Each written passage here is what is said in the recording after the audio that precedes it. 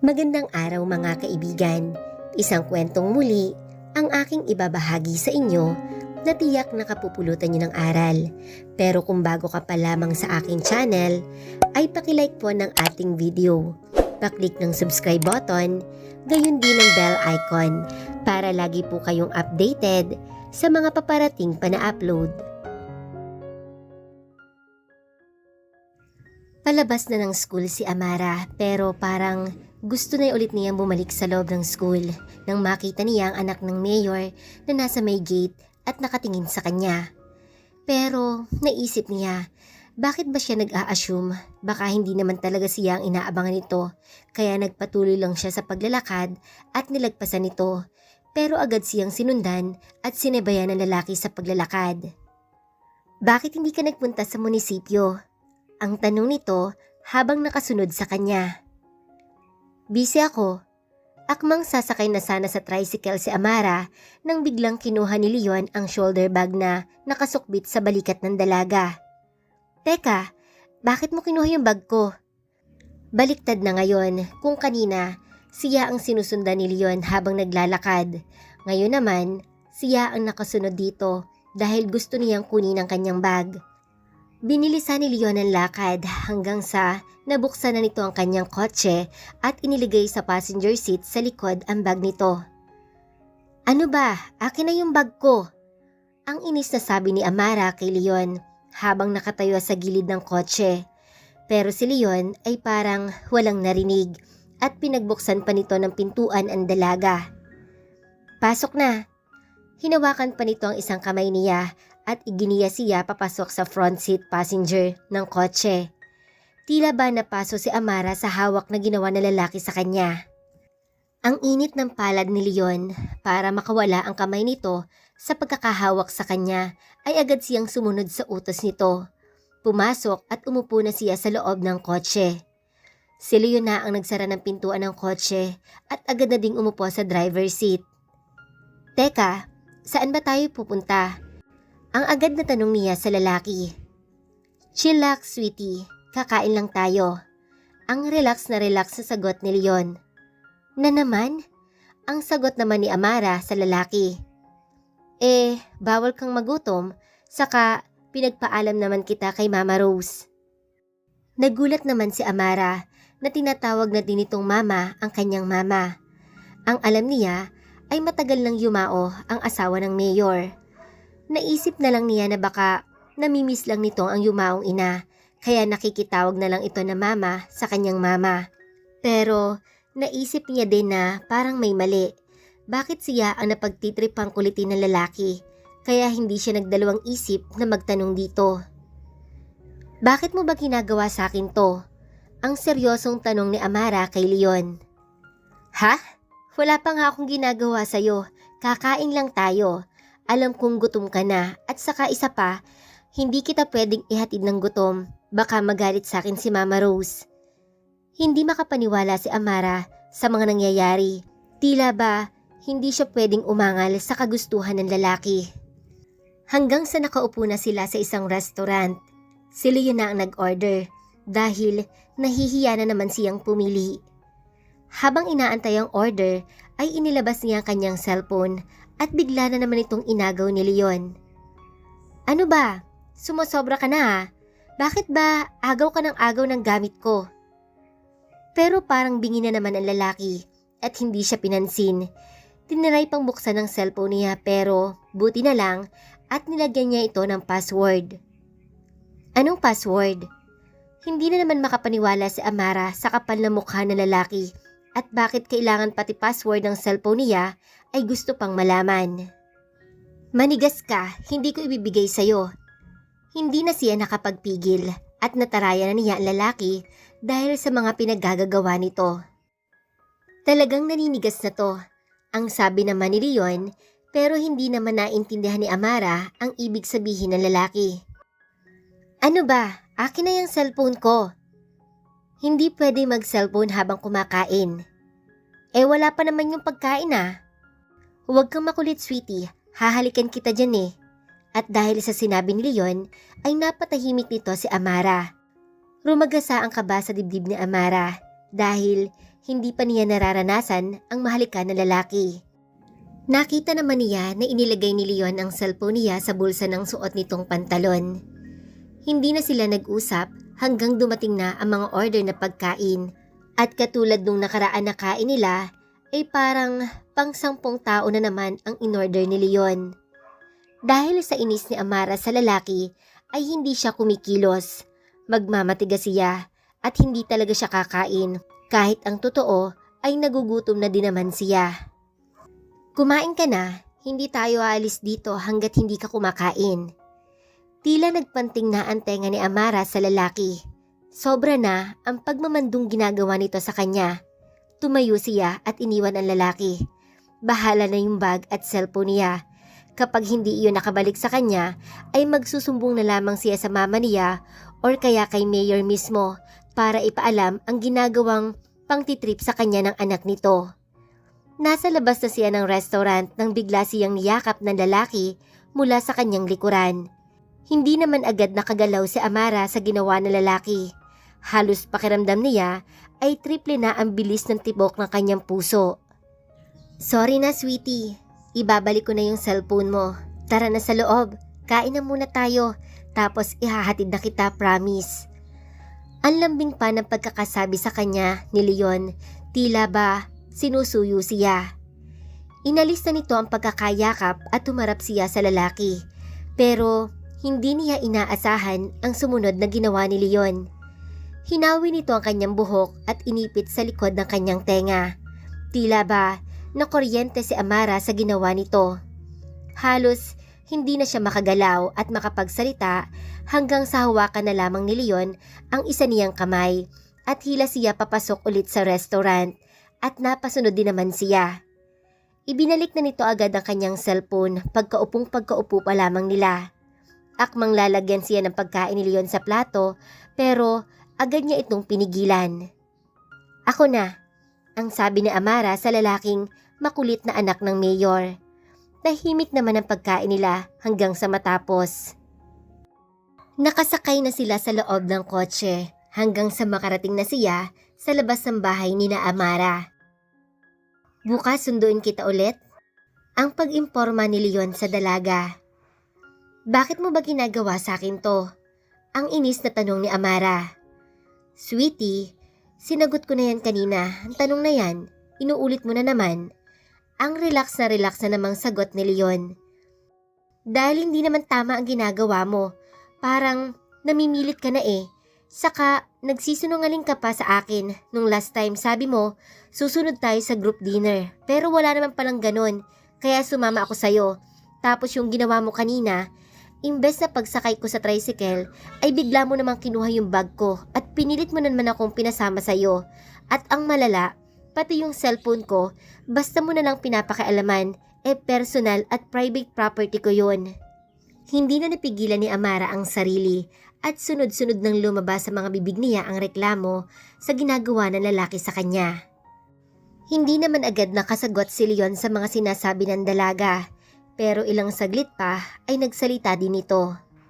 Okay, I'm sorry, pero sunduin kita ulit bukas. Hindi makapaniwala si Amara sa kakapalan ng mukha ng lalaking anak ng mayor, kaya agad na siyang lumabas ng kotse nito at pumasok na sa loob ng kanilang bahay.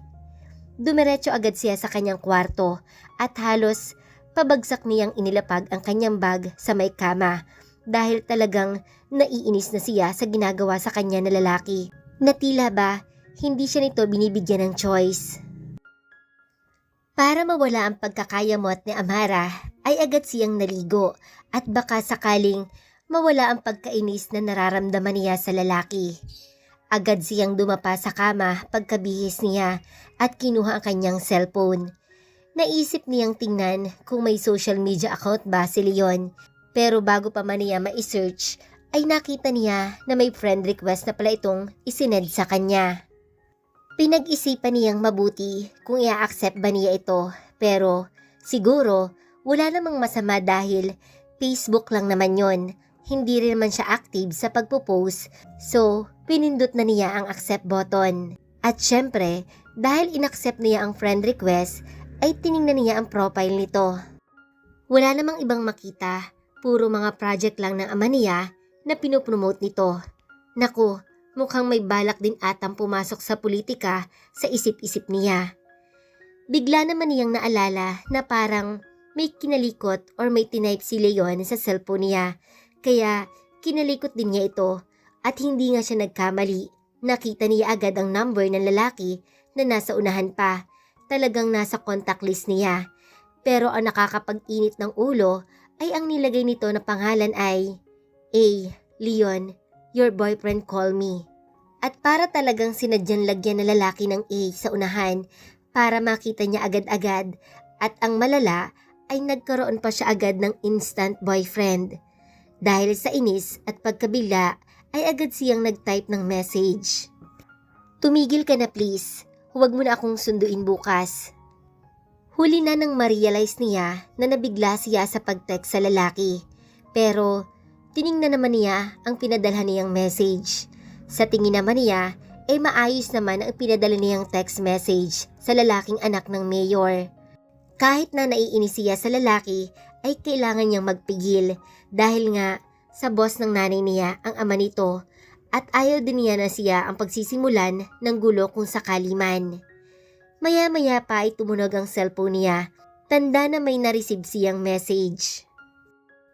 Sabi ko tawagan mo ako, pero okay na din ang text. At least, alam ko na ang number mo. Parang nagsisi naman si Amara at bakit ba niya bigla-biglang tinext ang lalaki. Ito patuloy ang naging dahilan para malaman ang cellphone number niya. Binitawan niya saglit ang cellphone para ayusin saglit ang gusot na kama nang bigla naman itong umilaw at tumunog. Natawag ang lalaki. Hindi na malaman ni Amara ang gagawin para bang takot na takot siya at parang ayaw niyang hawakan ng cellphone. Pinanood niya lang ito habang nagre-ring. Nawala naman ang kaba niya nang tumigil ito sa pag-ring kaya kinuha na niya at hinawakan ulit ang cellphone at umayos na siya ng higa. Mag-scroll na lang muna siya sa SOCMED pero maya-maya ay nag-ring na naman ito. Wala na namang nagawa si Amara kung hindi pagmasdan at hintaying matapos mag-ring ang cellphone dahil ayaw niya talagang sagutin ang tawag ng lalaki. Nang mawala na ang tawag na kanyang iniiwasan, ay nagpatuloy naman si Amara sa pag-i-scroll nang bigla namang tumawag ang anak ni Mayor at sa hindi inaasahang pagkakataon ay aksidente niyang na-accept ang call. Gusto sana niyang i-cancel ang tawag pero ayaw naman niyang sabihing bastos kaya nagpasya na si Amara na tuluyan ng sagutin ang tawag. Hello sweetie? Ang bilis na naman ang tibok ng puso ni Amara at saka parang iba ang boses ng lalaki. Parang mabigat ang paghinga nito. Hindi na niya sinagot ito pero muling nagsalita ang lalaki. Anong ginagawa mo ngayon? Bumuntong hininga si Amara at naisip niya wala namang sigurong masama kung kausapin niya ang lalaki. Nakahiga na sa kama. Anong suot mo? Gulat na gulat si Amara sa itinanong sa kanya ni Leon. Talaga bang pati ang suot niyang damit ay gusto nitong malaman? Napatingin tuloy siya sa suot niyang damit. Simpleng pajama set na may Winnie the Pooh ang mga design na yon. Nakapajama na. Matutulog na kasi ako. Hindi mo ba ako tatanungin kung anong suot ko? Hindi malaman ni Amara kung tama ba ang pagkakadinig niya na parang umungol ang lalaki pagkatapos sabihin ang salitang binitawan nito. Pero hindi na lamang niya iyon pinansin. Anong suot mo? Nagtaka pa si Amara at bakit parang napasunod siya ng lalaki at talagang naitanong din niya iyon at huli na para mabawi ang sinabi niya. Parang hindi kumbinsido si Amara sa narinig. Medyo mahina din kasi ang pagkakabigkas. Anong sabi mo? Hindi ko masyadong narinig. Wala akong suot. This time, malinaw na malinaw ang pagkakasabi ng lalaki. Hindi makapaniwala si Amara sa narinig na sinabi ng lalaki or tamang sabihin na hindi siya makapaniwala sa kung anuman ang pinag-uusapan nila at parang narinig na naman niya itong umungol. Parang alam niya ang nangyayari. Hindi rin naman siya inosente pagdating sa sex. Although, wala pa siyang karanasan, kahit papaano naman, ay hindi naman siya ignorante pagdating sa bagay na yon. Dahil sa panahon ngayon, napakadali ng manood or maka-access sa mga porn site at i-search at i-click lang ay makakapanood ka na. Hindi mawari ni Amara ang kanyang nararamdaman. It feels like something awakened inside her. The wetness began to spread down there. Alam niya kung anong nangyayari pero hindi lang niya matanggap na bakit sa ganitong pagkakataon o senaryo pa. Isa lang ang sigurado, her panty is ruined at kailangan niya magpalit kahit kaliligo pa lang niya. Dahil sa sinabi sa kanya ni Leon na wala itong suot, ay hindi tuloy niya mapigilan na ma-imagine na nakahubad nga ito. Matigas ang tindig, matangkad at matipuno ang katawan nito na mababaka sa suot nitong t-shirt at maong pants kanina nung magkasama sila at ngayon ay nahubaran na niya ito sa kanyang isipan. Anong kulay ng bra mo? Sinasabi ng isip niya na mali na sagutin niya ang mga tanong ng lalaki pero parang nakaramdam siya ng excitement na ngayon lang niya naramdaman. Nahihiyaman pero nagawa niya itong sagutin sa mahina niyang boses. Wala akong suot na bra. Nagulat si Amara na may halong pagkatakot na siyang dahilan para i-end niya ang call nang marinig niya ang malakas sa pagmumura ng lalaki. Agad naman niyang binitawan ng cellphone at muli na naman itong nagring. Tinatawagan na naman siya ng anak ng mayor. Parang takot na naman siyang sagutin ito. Pinanood niya lamang ito habang nagre-ring at nang matapos ay agad niyang in-off ang cellphone niya para hindi na siya matawagan ng lalaki. Napasigaw si Amara sa gulat nang makita si Leon na nakapikit at nakahiga sa tabi niya na pagkamulat pa lamang ng kanyang mga mata. Bigla namang napamulat ng mata si Leon nang marinig ang malakas na pagtili ng dalaga. Napabalikwas ng tayo si Amara sa gulat nang malaman na katabi niya ang lalaki. Agad itong dumampot ng unan at agad na pinagpapalo ang lalaki. Napatayo naman si Leon para makalayo at makaiwas sa ginagawang paghampas sa kanya ng dalaga. Nakaluhod si Amara sa may kama habang hawak ang unan ng kanyang pinaghahampas at nasa harapan naman niya si Leon na ngayon ay nakatayo na. Sweetie naman, kakatabi ko lang sayo. Bakit ka naman nambubugbog? Hindi pa naman tayo mag-asawa. Ang reklamo ni Leon sa ginawang paghampas sa kanya ni Amara. Anong sinasabi mo? Bakit ka nandito? Bakit hanggang dito ba naman sa kwarto ko kinukulit mo ako? Ma! Ang nanggigigil na sabi ni Amara sa lalaking anak ni Mayor, sabay tawag sa kanyang ina. Sweetie ha, nanggigigil ka na sa akin. I like it. Wala na si Mama Rose, pumasok na. Ang sabi niya, hintay na lang daw kita magising habang nag-aantay ako sa sala. Sa salas ka pala pinaghihintay Bakit tumabi ka na sa akin ng higa? Ang asar na tanong ni Amara. Dahil kasalanan mo, hindi mo ako pinatulog kagabi, pinatayan mo pa ako ng cellphone. Lalong nainis si Amara sa mga sinasabi ni Leon. Anong sinasabi nito na kasalanan niya? Pati ba naman ang hindi pagtulog ay isisisi sa kanya? Nagpasa siyang tumayo sa kama para lumapit sa binatang anak ng mayor para mapalo niya ito ng unan. Teka, wait sweetie, lalapit ka ba talaga sa akin ng ganyan ang ayos mo? Totoo pala talaga na wala kang bra. Dahil sa sinabi ni Leon, ay imbes na ihampas ni Amara ang una na hawak niya, ay ipinantakip na lamang niya ito sa kanyang dibdib. Sobrang pagkahiya ang naramdaman ni Amara. Kanina pa palang nakikita ni Leon ang nakabakat niyang nipples. Ang bastos mo, manyak, isusumbong kita kay Mayor. Ang sigaw ni Amara kay Leon. Sweetie ha, wala pa akong ginagawa sa'yo pero sige, kung yan ang gusto mo, maganda nga yun Kasi kapag nagsumbong ka, paniguradong ipapakasal tayo agad ni Daddy.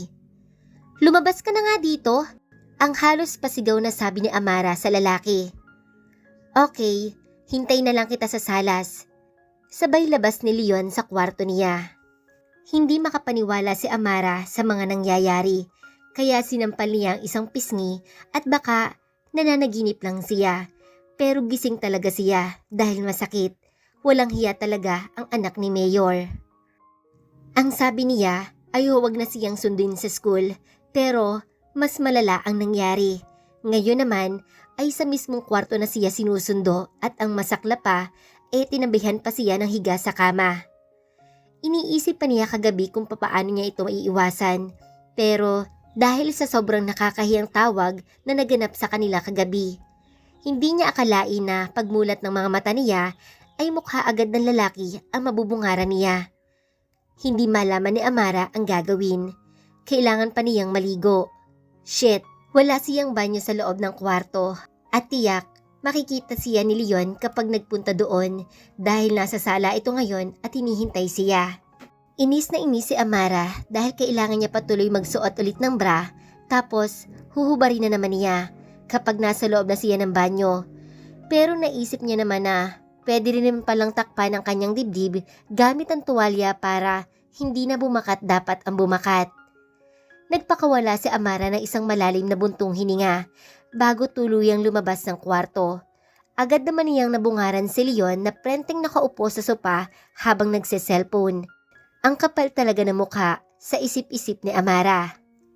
Nang makita ni Amara na nag-angat ng tingin sa kanya si Leon, ay nagmadali na siyang maglakad papunta sa kanilang banyo. Hindi talaga makapaniwala si Amara sa mga nangyayari. Inisip na lang niya na saglit na lang naman magkakahiwalay na sila dahil papasok na din naman siya. Tapos nang maligo si Amara nang may mapansin siya. Shit, nakatapis lang siya ng tuwalyang kulay puti. Naaalala niyang nandun nga pala si Leon sa sala. Sa araw-araw naman kasi ay ganito naman palagi ang ginagawa niya. Dahil sa kwarto siya nagbibihis, dahil mahirap naman kung sa banyo pa siya magbibihis. Baka mabasa pa ang kanyang uniform. Nakakahiya at baka isipin ng lalaki ay inaakit niya ito. Pero sa isip niya, bakit nga ba siya mag-a-adjust ay unang-una, hindi naman niya inimbitahan ng lalaki na dumalo sa bahay nila. At ang aga-aga pa, dinaig pa nito ang nagpa 5-6 na Bombay. Bahala na, magmamadali na lang siya. Hindi na lamang niya ito titingnan hanggang sa makapasok siya sa loob ng kwarto niya. Nagpakawala naman si Amara ng isang malalim na buntong hininga bago tuluyang lumabas ng banyo. Dali-daling naglakad pabalik sa kanyang kwarto si Amara at nang dahil sa kanyang pagmamadali ay nadulas siya at sa kanyang pagkakahiga sa sahig ay hindi niya inaasahan na mangyayaring biglang natanggal ang tapis ng tuwalya niya sa mismong harapan pa ni Leon. Agad namang ibinalik ni Amara ang pagkakatapis ng puting tuwalya sa kanyang katawan. Wala nang maiitago si Amara sa lalaki. Kung kanina ay nakita na nito ang bakat niyang nipple, ngayon naman ay nakita na ni Leon ang hubad na katawan niya. Agad na bumangon si Amara mula sa pagkakadulas. Kahit nakaramdam siya ng sakit ng kanyang kaliwang sakong, ay nagawa pa nitong makapasok sa loob ng kanyang kwarto nang mabilis kahit paika-ika ito ng lakad. Nang makapasok sa loob ng kwarto ay agad niyang inilak ang pintuan at sumandal doon. Sobrang kaba at pagkapahiya ang nararamdaman niya ngayon at bukod pa doon ay nadagdagan pa ng takot nang simulang kumatok si Leon mula sa labas. Natatakot man ay kailangan niyang maging matapang. Ano ba? Magbibihis ako. Umalis ka dyan sa pintuan. Ang sigaw niya dito. Sweetie, okay ka lang ba? Bakit ka biglang tumayo? Baka lalong napasama yung biglang tayo mo sa pagkakadulas mo. Patingin nga ng mga paa mo. I'm not your sweetie. Tumigil ka na. Umalis ka na dyan sa may pintuan. Ang sigaw ulit ni Amara sa lalaki. Tumigil naman si Leon sa pagkatok at bahagyang nawala ang kaba ni Amara. Naupo muna siya saglit sa kama dahil ang sakit talaga ng sakong niya at nang tingnan niya ito ay medyo namumula. Kailangan agad malagyan ng yelo. Nang mapalingon siya sa may bandang bintana ay nanlaki ang mga mata niya. Ang walang hiyang anak ni Mayor ay umakyat na sa may bintana para makapasok sa loob ng kwarto niya. Bungalow style lang kasi ang bahay nila. Malamang ay umikot ito sa may likod at slide window naman ang style ng bintana niya. Kaya siguradong nagkasya si Leon. Umalis nga ito sa labas ng pintuan ng kwarto pero inakyat naman siya nito ngayon mula sa bintana. Sa isang iglap ay nasa harapan niya ang lalaki. Ano ba? Kita mong magbibihis ako, di ba? ang bulyaw niya sa lalaki. Hindi naman pinansin ni Leon ang mga pagsigaw ni Amara sa kanya. Hindi na mawari ng dalaga kung ano ang gagawin niya sa mga oras na iyon habang pinapanood si Leon na unti-unting lumuluhod sa harapan niya. Anong gagawin mo? Buti ay nabanggit niya ang mga salitang iyon dahil sa totoo lang ay hindi na siya makagalaw sa ngayon. Sobrang higpit na ng kapit ang ginawa ni Amara sa tapis ng tuwalya niya dahil natatakot siya na baka muli na namang mahubad iyon sa katawan niya, lalo na ngayon kaharap na niya ng malipitan ang lalaki. Nakaluhod na ngayon si Leon sa harapan niya habang nakaupo ito sa may kama. Hinawakan ni Leon ang kanyang paa at pinasadahan ng tingin. Rumaragasa ang kaba sa dibdib ni Amara. Bukod pa doon ay parang may naramdaman siyang kakaiba dahil sa ginawang paghawak na iyon ng binata. Bakit pakiramdam niya ay ang init ng palad nito na unti-unting humahaplos sa balat niya. Pero nang nahawakan na nito ang kanyang sakong na namumula, "Aray! Ano ba? Masakit!" Sabi na "Bigla ka kasing tumayo ang sabi ni Leon nang makita ang sakong na bahagyang namumula at dahan-dahan itong binitawan ang kanyang paa. Pumunta ito sa may pintuan at tinanggal ang lock at lumabas.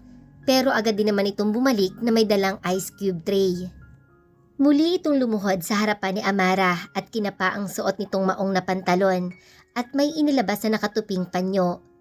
Kumuha ng ilang perasong ice cube si Leon mula sa maliit na tray at ibinalot iyon sa panyo at idinikit sa kaliwang sakong ng dalaga. Nag-angat ng tingin si Leon kay Amara. "Masakit ba?" "Medyo lang, pero okay naman, kaya ko." Ang nauutal na sagot ni Amara.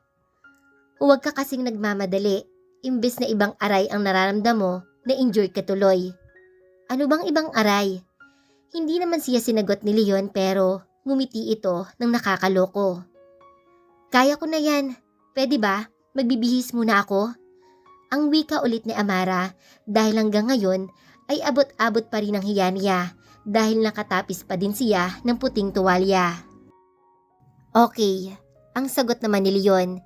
Pero bago nito bitawan ng paa niya ay hinalikan muna nito ang mga sakong niyang namumula at inabot ang kamay ni Amara para ipahawak ang panyong mayelo sa loob para siya na magpatuloy ng paglalagay sa pating iyon.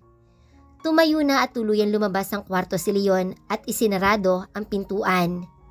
Hindi naman malaman ni Amara kung anong mararamdaman sa tagpong iyon. Kahit na nilipatan ng malamig na yelo ang kaliwang sakong niya, ay tila nararamdaman pa din niya ang init ng halik mula sa labi ng lalaki. Pinaling-paling niya ang kanyang ulo. Ano ba naman ang kamalasan ang nangyayari sa buhay niya? Simula nang kulitin siya ng anak ni Mayor ay para bang nagugulo na ang sistema niya. Kailangan na niyang magbihis. Muli siyang tumayo at inilak ulit ang pintuan ng kanyang kwarto. Pagkatapos ay lumapit din siya sa may bintana at isinarado ang sliding window at inilak din iyon at inalis ang pagkakatali ng kurtina para tuluyang matakpan at hindi siya masilip sa loob. Mahirap na, baka pasukin na naman siya ng anak ni Mayor sa loob ng kanyang kwarto na dinaig pa si The Flash sa bilis dumiskarte.